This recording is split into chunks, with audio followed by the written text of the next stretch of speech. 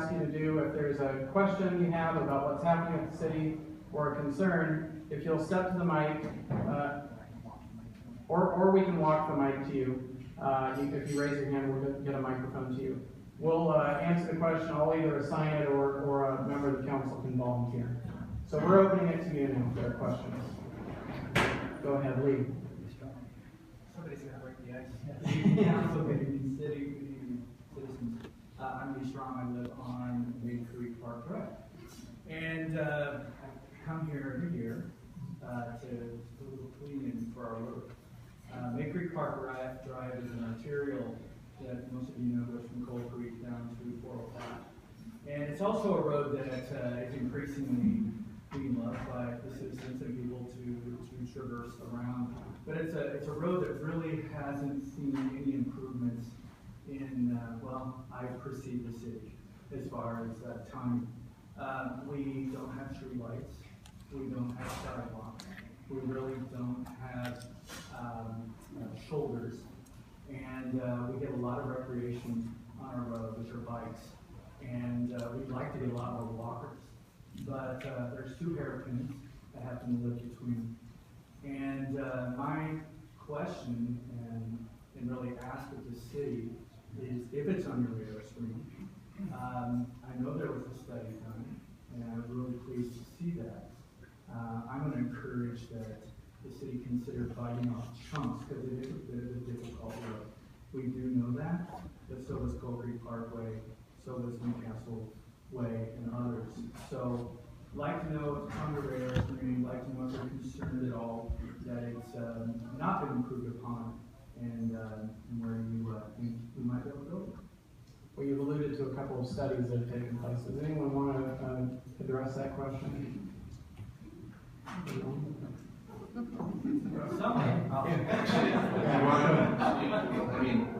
Actually, our city manager, probably our public works director, because in our budget we have approved funds for a study for a section of it. And as you know, we worked on the materials, and that's one of them. We put sidewalks down 116th. That's done. We have sidewalks in Newcastle Way, sidewalks in Coal Creek Parkway. We are working now on Main Creek, and yes, it's not coming as fast as you would like, but we have, it's in our 6-year capital plan or 20-year? It's not our 6-year, it's our 20-year. 20-year plan. We've that's a lot of study. study.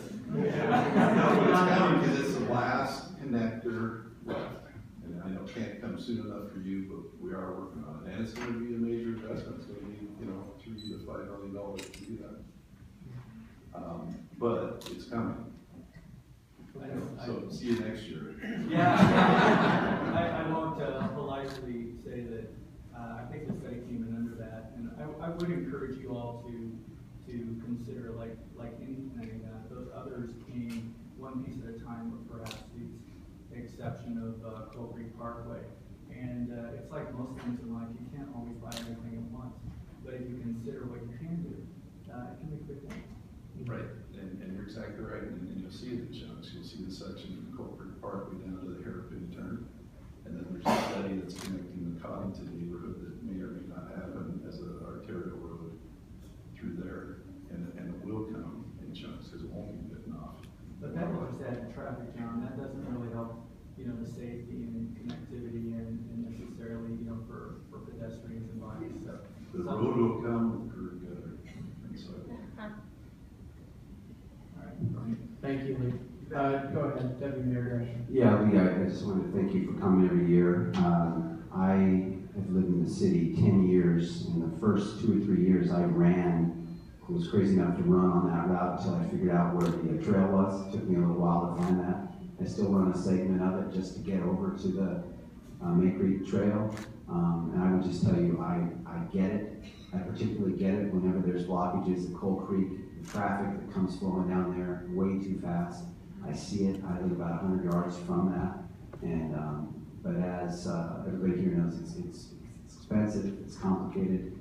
But I can just speak for myself. It matters to me to try to make improvements on that. And I've heard not just from you, but from many others in that area. In fact, fairly frequently. So from my point of view, it's an important thing to get fixed.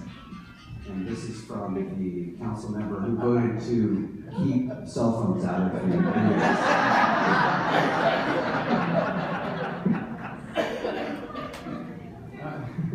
Anybody hear anything? All right, go ahead. Good evening. Good evening, everybody.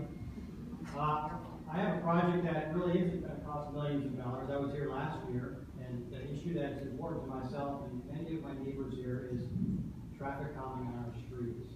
I brought this up at the council a number of times. I was here last year. In fact, my wife videoed me, and you saying we'd get back to you, and it says a year has passed, and we're still waiting.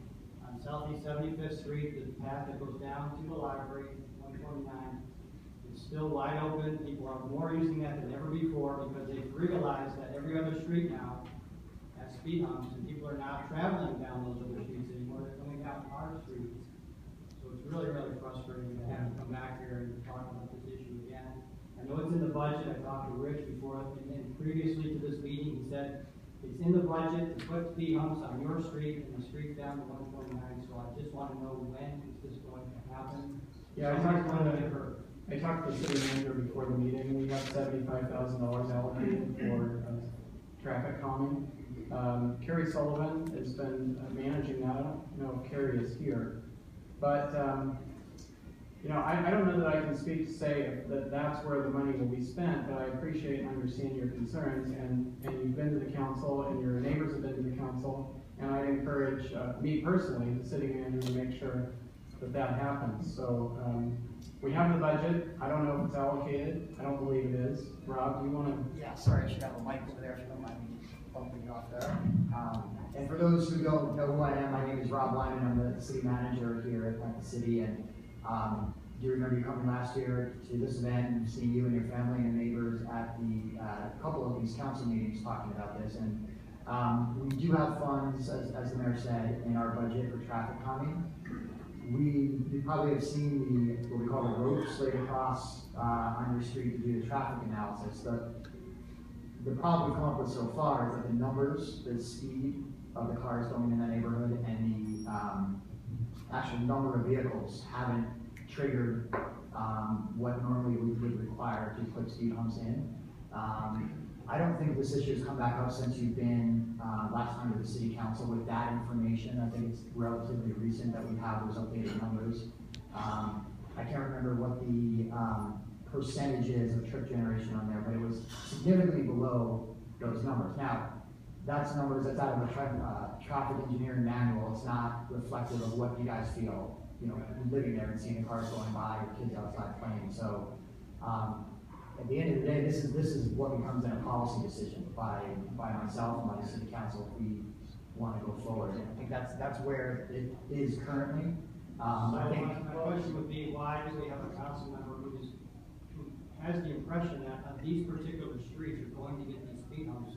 If we're still going to debate it, it's either yes or no. I mean, at this point, there's no downside to putting in the speed humps. If people are truly driving the speed limit, there's not going to be any issue. But of course, they're not driving the speed limit. Yeah. I think the issue that we see with speed humps, when we have a concern that you're raising, it's the first thing that people gravitate towards, and it does, in fact, slow traffic down.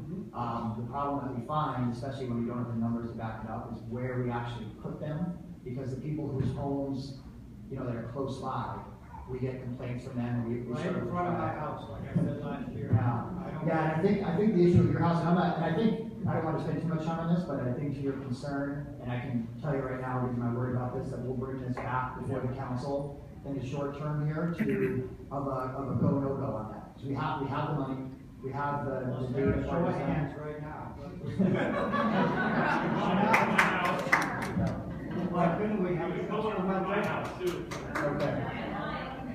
Hey, we have, I think that was. I work with the city manager every 2 weeks to set the city agenda, so it will be on the next agenda. We'll make sure that we discuss it and we have a vote on it. What you're hearing from one council member, I don't recall myself that it was allocated for a particular purpose. It may well be, but unfortunately Carrie's not here. I can't answer that off the top of my head. We do have money in the budget. We could add money to the budget. So, we'll take it up at the next meeting and make sure that we take In a action. little bit more fashion, we can bring that to the council if we're done with those studies and let you guys decide. I mean, Councilmember Crispo, Decide. it seems that it's your view that there's money for that street, and I don't know that there's money for that street, there's money for traffic calming. There was money put in the budget for traffic calming on that street. And if we decide as a councilman, 7 of us, and understand this, that when we vote on things, it takes 4 out of 7 to get anything done. So one person by themselves doesn't set the direction. 2 people don't set the direction, it takes 4. We did talk about this after the folks came to the council meetings, they expressed their problems, they showed us the data that they had. Doesn't necessarily agree with the data that Kerry has generated, but it's still a decision on our part whether or not we want to go ahead with it. But we did put money in there for that purpose. Right. Might I say that? Yeah, go ahead. Councilmember Bissett. Yeah, last year, we have an overlay program every year. We set aside like $550,000 to repair roads and do like an overlay where you put a couple inches of new surface on. And we do that every year. So you can see 500,000 we think is quite a bit of money. So in regards to the previous question, $3.5, $4 million is quite a bit of money. But last year, the road that we overlaid was in front of my house. Now this decision is made by the staff. Council doesn't necessarily know which roads that's going to happen. We set aside the money. When the roads come up, we discuss them, figure out how much money the bid is, and see which roads we're going to do. At the same time, some of my neighbors lobbied quite hard for speed humps on 125th Avenue, which runs south to Donegal and eventually to 75th. And the person who was in charge of the overlay decided to put, because we had some speed readings that finally ticked up above the requirement, decided to put 3 speed humps on my street. Now somebody in their response just said that you get complaints from people who get the speed humps in front of their house because they make too much noise. I can tell you I'm sleeping quite nicely at night now because people used to start at Newcastle Way and run down 125th at 40 to 50 miles an hour at night at 2 a.m. They don't do that anymore. Going down We've our got street now. 3 speed humps.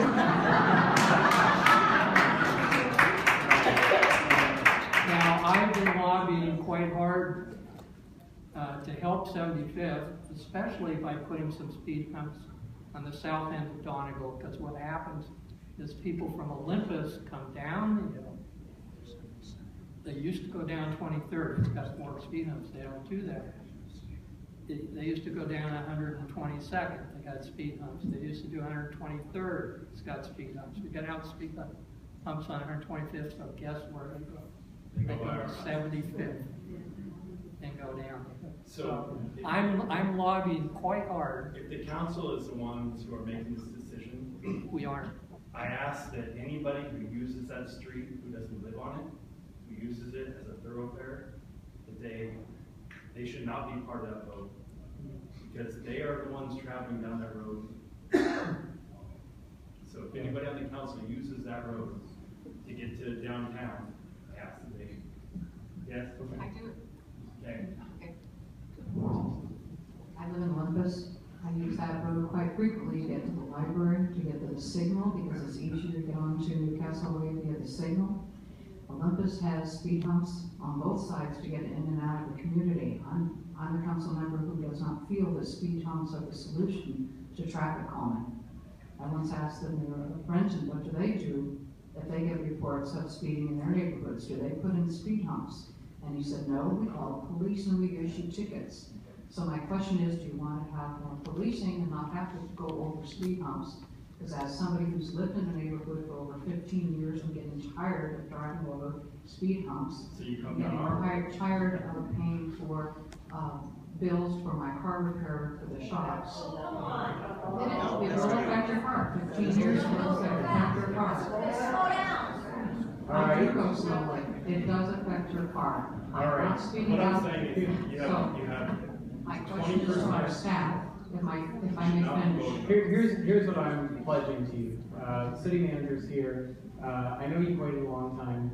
We do have money in the budget. we've been asking for years. There's some question about whether or not it's dedicated to that purpose, but we'll take this up at the next meeting and make a decision on it. It's not a real speed hump. If you're going the right See? speed limit, it should not affect your car. Right. It's not an excuse. Right. They do, Sorry. our speed All right. humps are not all built to the code. Okay. I wanted to add one more thing. Well, I want to make sure that we leave enough time for We have a questions. speed trailer, I would ask the city to bring the speed trailer to that street so that the people going down the street can see the speed they're doing, and so that the neighbors in the street can also see the speed of the vehicles. Thank you. Okay, go ahead. So my name is Ariana Sherlock. I live just down the street from Matt, who's just up here. And in this issue, there's also a new development that's happening, or maybe happening, just south of our neighborhood, and it's going to connect the Olympus neighborhood with exactly that road, and it's going to become an express lane down the hill, down to downtown. And there's already, obviously, an issue here. That's just going to make it Right. even worse if that happens. I know it's still under. I appreciate you raising that issue. As a point of clarification here, we are aware of the development, but as a council, this is going to come before the council as a quasi judicial matter, and so we can't comment on it right now. I understand. We can listen to the concerns, Okay. we can't comment on them. Okay. So please know that we're aware. Yeah, and I fully understand that, and that's fine. I just wanted to be here and get it in everyone's mind that Yeah. we will be back for that judicial review and be talking about it when we do decide on it. Okay. And there's a school bus stop on that street, and I have young kids, and a lot of people in the neighborhood have young kids. And there's no sidewalks, it's very steep, it's very narrow, and, it shouldn't even be 25, it should be 20. I mean, there's so many ways to go about it, not just speed humps, but they all need to be considered, even speed humps, okay? All right, thank you for your comment. Other issues you want to talk about? I'd just like to comment about the speed bumps. I live on 77th Place. We've had speed bumps for a number of years. Some people slow down. In fact, probably some of the people up here were talking. There are speed bumps, I'm sure, come down our street to get to 405. Some people slow down, others use it as a launch pad. Telling you speed bumps are not the answer. Yeah. What the answer is more policing. Okay. Okay, another question here. I have a couple things to say. First of all, it's going to be a lot cheaper to spend money on speed bumps one time than to hire more police officers every year and pay for that, or to get a new contract with the county, which is I know about how the police officers are getting involved here. Second of all, it sounds like a lot of the things that we're talking about are pedestrian safety issues and bikeability, walkability issues. These are things that there's a lot of county, state, and federal dollars available for. And what I'm wondering is, what is the city council doing to pursue those funds, if anything? And if they're not doing much, I'd like to see them do more. We did look at a grant a year ago for Golf Club Road, the road that comes out here to the golf course, because there's some narrow areas where a lot of bicyclists use it. And so we've looked at it there, we've looked at it on Main Creek Park Drive. And so we're always thinking about, for non-motorized vehicles, how people can get around. But does anyone want to weigh in on that question? Rich, go ahead. I mentioned earlier that I'm chairman of the finance committee. The biggest task that we have going forward right now is to understand the fiscal viability of the city. We have increasing costs, fire and police safety. We have restrictions on how much we can grow as far as the revenue is concerned. Most of our revenue comes from property tax. The biggest problem we have as a result is trying to do all the things that we would like to do within the city with the monies that we're going to have left over after we pay for the basic necessities that we have to provide, which is fire and police, right? It's person.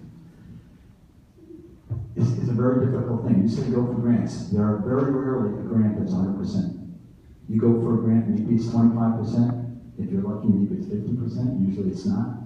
So anytime we do anything, we have to come up with the other cash to balance it. Now, part of this study that we're going through right now is to figure out if we want to stay as a city, if we want to do these things, where's the revenue going to come from to pay for it? And it may be something that nobody here wants to hear, but whether bonding for a specific capability or whether it's an additional tax that we don't have right now, I don't know what the answer is, and I'm not trying to tell you what it should be. But we want to understand that right now we don't really have the funds to do everything that we would like to do. And I will tell you that every member of this council believes that safety is the most important thing for the residents that we have. Without a doubt. We just starting in January of 2016, we'll be bringing on a new police officer. We had to come up with an additional $130,000 this year to pay for the training of that officer, even though we don't get to use him yet. As a result, we went in and raised the property tax by 1%, which is, it's not 1% of your total tax bill, it's 1% of the piece that goes to the city of Newcastle, just to pay for that training period. Comes next year, we're going to be short because paying for that person for a full year is more than what we had to pay for training. These are the things that continually hit us, and we're going to have to make those decisions going forward, whether we do have the money to do everything we would like to do. Don't think for a second that we don't want to do it. It's just that we can't spend money we don't have. I'm not accusing you of not doing things because you don't want to. I think that would be ridiculous. But the other question I would have is a lot of these streets we're talking about are major thoroughfares that connect more than just within our city. Lakemont Boulevard down here, Coal Creek Parkway, all these other streets. What are other cities and counties in the area doing to help fund projects that run through Newcastle but aren't necessarily, unique to the city? Steve, let me continue with that. Yeah. The biggest thing that cities like Renton or Issaquah or Bellevue has is a difference in that in our population, 40+% of our people leave Newcastle to go to work. In all of those other cities, their population grows during the day because that's where people go. All the employment that's downtown Bellevue, employment Bowling and Renton, even in Issaquah, Highlands, and places where people go to work, they bring money and they spend money, and it's retail sales tax that's generated. Bellevue right now has a lot of extra money that they didn't have 5 years ago. When things go good for us, virtually nothing changes because our principal source of income is our property tax, and that's right. I know where our revenue comes from. My question is not how, where's our revenue coming from? I know we don't have a lot of revenue, and it's all based on property tax. My question is, are we collaborating with other cities to say, hey, we don't have the revenue, you have the revenue, this street runs through our city, and a lot of people from your city are moving through it. Is there a way that we can work together to help, complete a project? I know it's not as simple as that. Yeah, but it seems like there's got to be a place where you can come together and say, look, Coal Creek Parkway is a major street. Why are we the ones footing the bill for it when 90% of the people who drive through it aren't stopping in Newcastle? Right. Well, we got major state funding for the Coal Creek Parkway improvements. Now, to answer your question, other cities are looking. Every person is self-interested. Cities are self-interested. So cities do the things that benefit their residents or that they think are important. To the extent that they do a project that borders Newcastle, they always coordinate with us on traffic management, on construction traffic, those sorts of things. But as a general rule, and anyone can correct me if I'm wrong, but Bellevue doesn't say we should pass this because it'd be good for Newcastle. I'm not saying that it would, but if it would benefit Bellevue, and it also happens to benefit Newcastle, we have partnered together with cities, both Renton and Newcastle and Issaquah, on a number of projects, transportation projects, and including state and county funding. So we are always on the lookout for opportunities to partner. Mr. Mayor? Yeah, go ahead, John. I know you want to move on from this, but I want to just comment on something Councilmember Crispo said. It was actually something I agree with. But The first, folks. But I want to walk this back to the speed humps. Someone earlier said, well, I was here last year, and where are the speed humps? Well, if we think about it, you were here last year, voice of concern. This fall's budget, we did put aside $75,000 for traffic calming, and actually agree with Councilmember Crispo, it was specifically towards that street. Okay, I just wanted to back up Councilmember Crispo on that. So we put it in our budget, now we're in the summer, spring.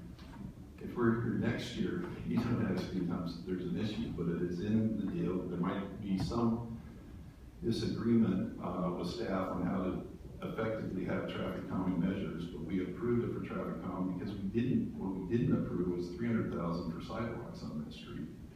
And we specifically put in the 75 for traffic calming for that street. You'll get your speed humps. Okay.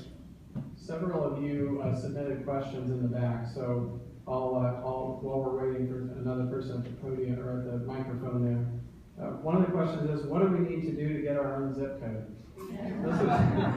This is one we've been debating for a while. We've looked at a variety of options. It's difficult, but does anyone want to weigh in on that, John?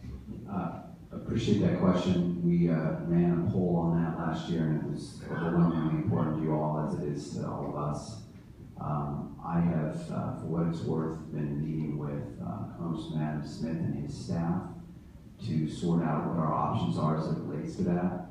And I hope to be in a position to kind of bring all that data to City Council in the next month or two. So it's not a simple thing. There's a lot of different things going around with it, but I do think it's worth fighting for, at least looking very closely at. And if I can be in a position where I think we have a shot at it, I will be wholly supportive of doing that. My guess is so will many folks up here. Okay, anyone else on that issue? Okay, go ahead. I have a separate question. You brought up the point. Yeah, thank you. Thanks. You brought up the point of we're struggling as a city based on where we get our money from, property taxes, and that there's really almost a flat line there based on how you're able to raise them every year. I was wondering, looking at the planning out there, you do seem to have some plans in the upcoming development for retail space, but is there any plan to try and draw businesses to Newcastle? It seems like we're a little limited on where they can operate out of, but with the new development coming in, I was just curious if you guys were working towards that. We are. We're planning, we'll vote at the next council meeting actually on some market assessments for the downtown corridor, kind of what we're looking for. And then Randy Oldendorf here, will you stand? This is the head of the Newcastle Chamber. And so we work closely with the Chamber on, identifying businesses, the types of businesses that we want.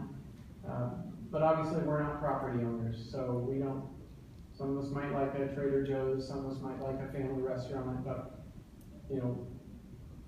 builders develop the space and they look for tenants. And we can't always impact who the tenants will be. But we, for the mutual materials site, we work closely with Avalon Bay, tell them kind of what we want, and things, the amenities that we think our residents want. And I think they have a good idea of what would be good for Newcastle. What's good for Newcastle is probably good for them. But anyone else want to weigh in on that? Lisa? Yeah, I think it is hard because I've gotten the question, how come we have so many banks or nail salons now and dentists? So, but because we don't own the property, it's the landowners that control goods, or we can't as a city discriminate by type of business. We can say retail, and that's what it comes to. Some of the things we've done to help ease though the revenue side of things. One thing we did take a look at over the last year or 2 years was our impact fees, because we do have a lot of development coming into the city, and so that was something that we adjusted to try and make it more reasonable for the amount of development and infrastructure we need to have for all of the new development that is coming in. So we're very much aware of that, and we do have the fortune of having the chamber here working with us too to help encourage and get more people from outlying areas that are close to us involved in the city to see the opportunity that might be here to bring a business in. Yeah, go ahead, I John. just wanted to add, I very much appreciate that question. My daughter turned 6 yesterday, and I drove her and my son to Baskin Robbins, only to find that Gentle Dental had arrived. And nothing against Gentle Dental, welcome to town, but what retail establishments should be are always in the eye of the beholder.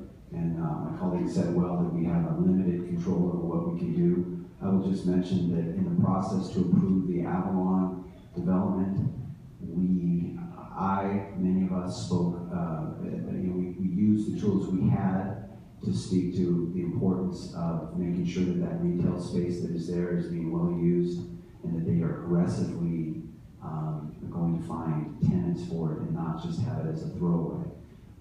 And going forward, I appreciate the question because I agree with you, or well, I think this is where you're being, that one of the long-term, I think, important things for the city to do is to find a way to bring more retail here. We don't have a lot of land, it's not a simple thing, but it will help ease some of the financial constraints that we have.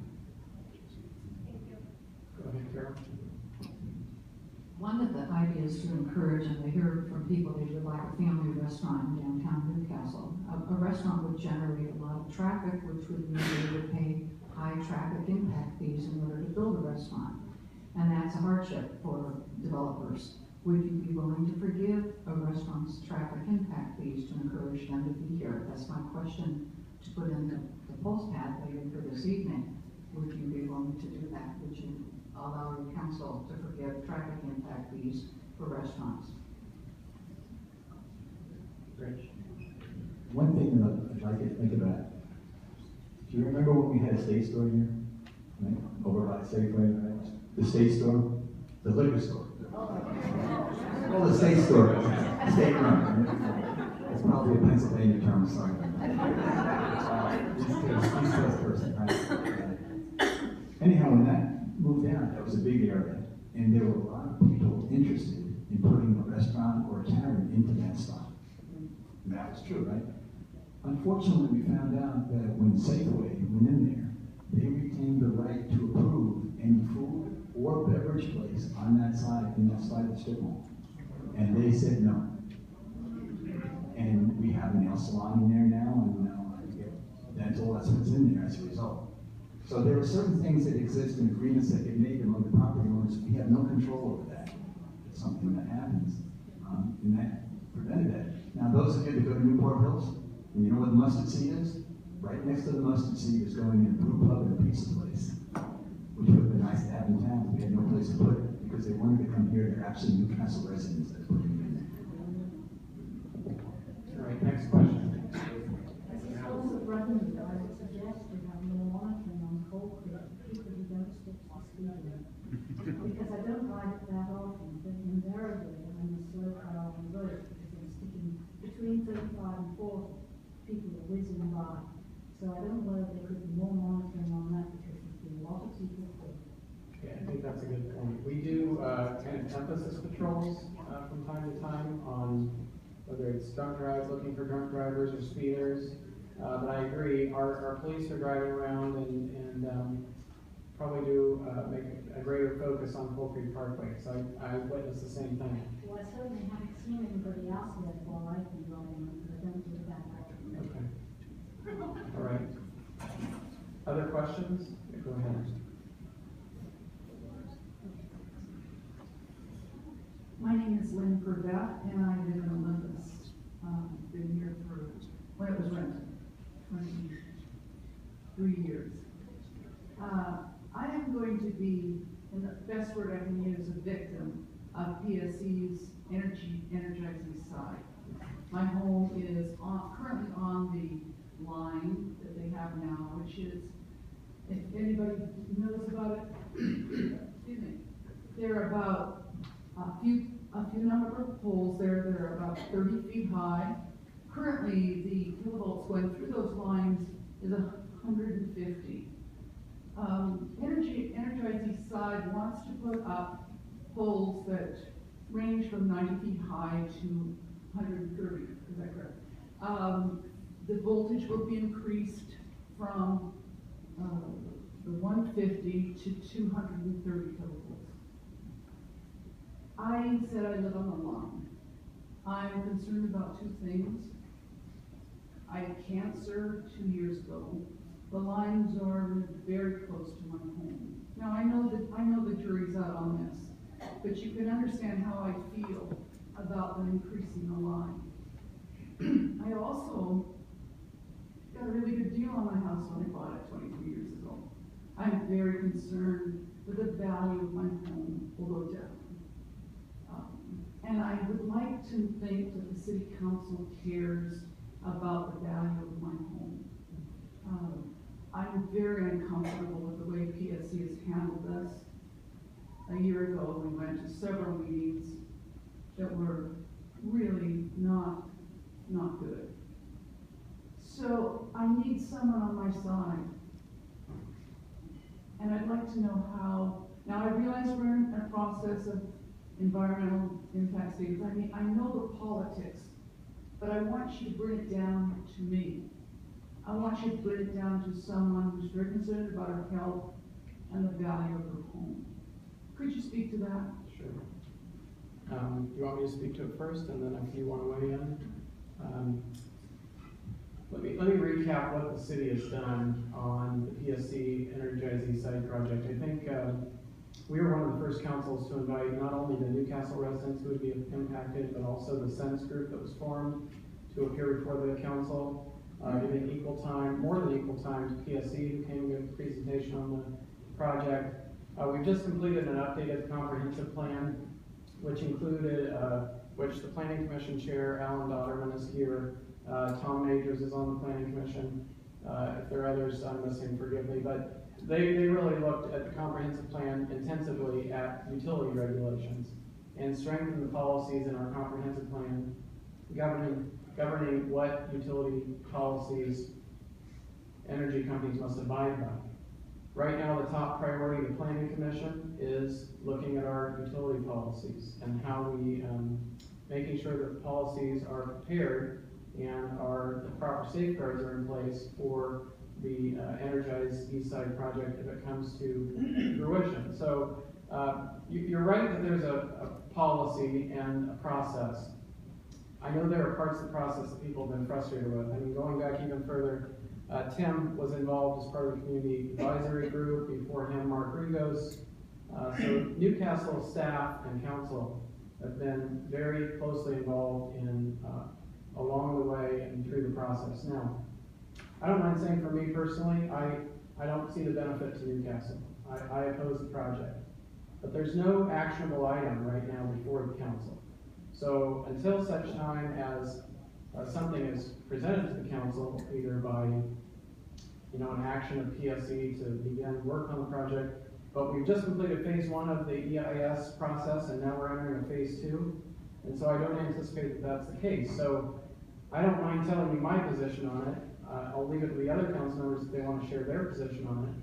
But we're very closely following the issue. I know we all have serious concerns about it. Okay, John. Yeah, just thank you for your comments. I think Steve spoke well about the sense of the council on this. I'll just add a couple of thoughts. I drove back from Portland today for work, and as I was driving through Renton, noticed the 60-foot poles off to the left side that really are very ugly, and they're very ugly in downtown Renton. I can only imagine how ugly they would be if they come through Newcastle.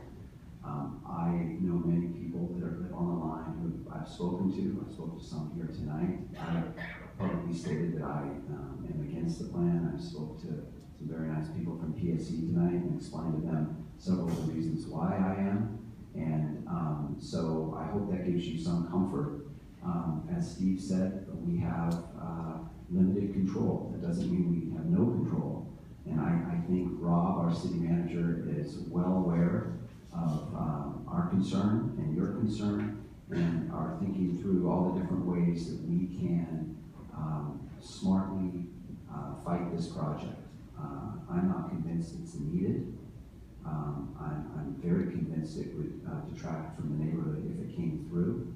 And then one issue I'm just going to share that bothers me personally, that I haven't heard a lot of, and that is that the PSC is largely owned by Canadians and Australian, basically foreign ownership, which troubles me insofar as it relates to taking cheap power, our power here, and at least in part extracting it and then exporting it. That is a part of the plan. And I think there's a number of different problems with it. I just thought, given your concern, let you know that those are my personal thoughts. I'm confident that we as a council, I certainly will try in my best to prevent this from going through. I'm also open to all sorts of dialogue around alternatives for getting maybe some sort of a compromise accomplished if that's our next best option down the road.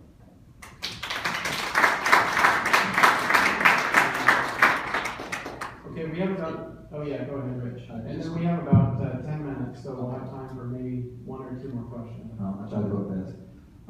At the last scoping meeting that took place at Newcastle Elementary, I spoke to it as an individual, not representing the council. The thing is, when they put these lines up, they will be visible almost to the entire city. It's not just the Olympus people that will see it.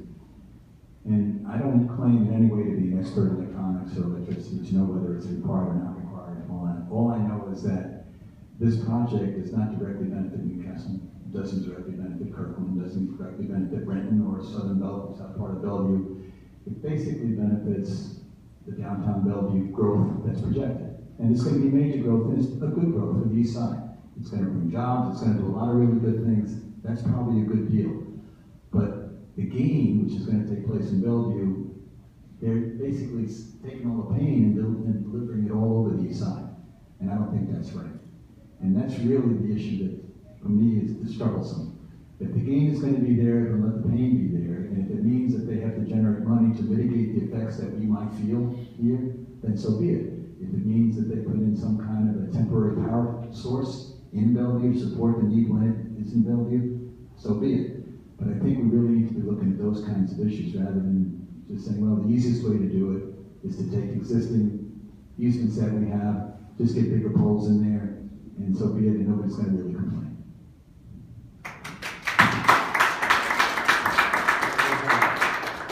My name's Gary Cliff. I think most people are aware of what Sense is doing with the proposed energized East Side project.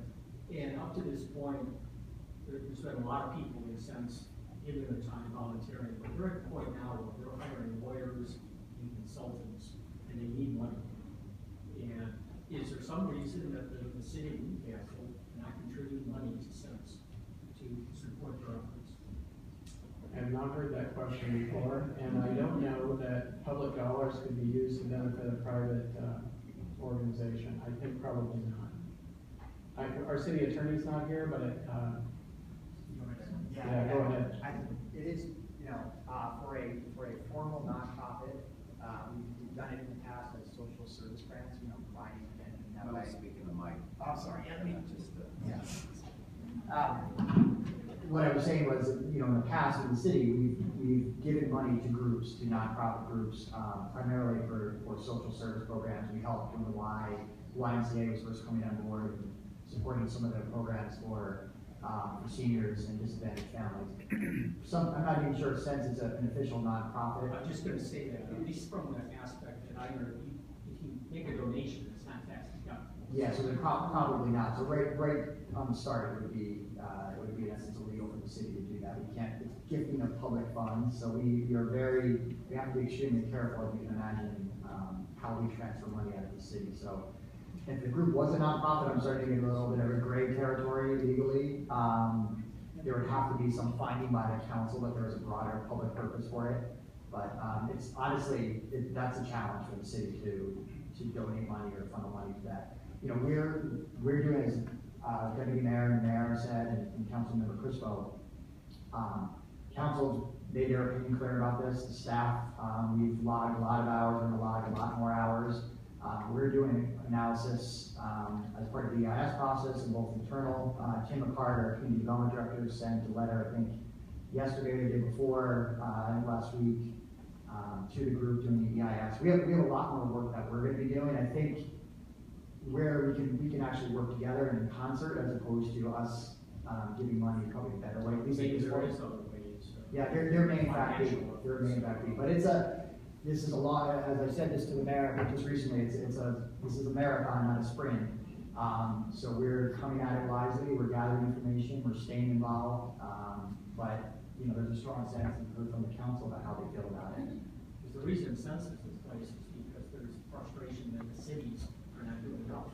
Yeah, I mean, I can't speak for other cities, but I think, you know, you're very involved in it. I think Newcastle as a whole, from the staff and from the city council is probably, I would think you'd agree, is more involved than other cities, that are in the sphere of influence of this project. So, and you'll continue to see that from Newcastle. Thank you. All right, we're gonna make this the last question, go ahead. And then I know many of us will be around after if you have questions. First of all, I want to applaud Tim McCarr for standing up in front of the CAG and representing the residents of Newcastle. Tim McCarr did a great job representing.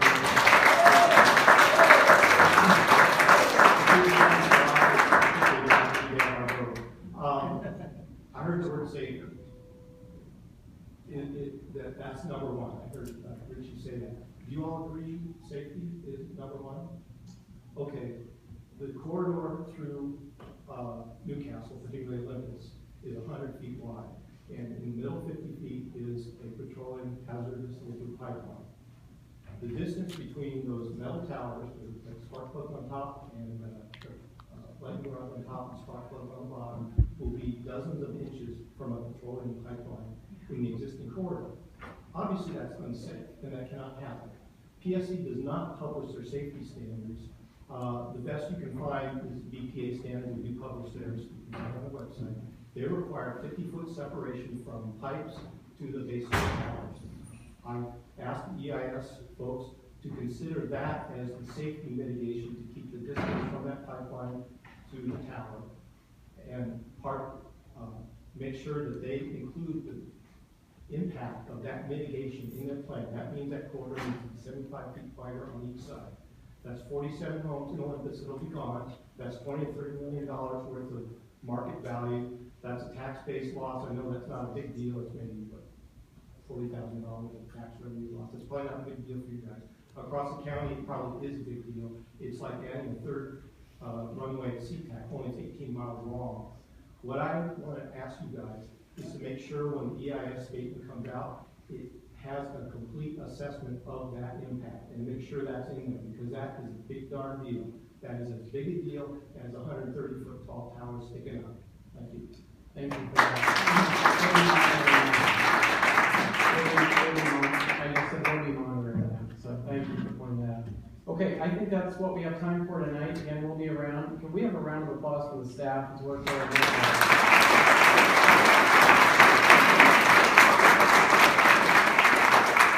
I hope you've taken an opportunity to learn more about Newcastle at the booths, and there are opportunities to get involved, so I'd encourage that. So we're adjourned for tonight. Thank you for coming out.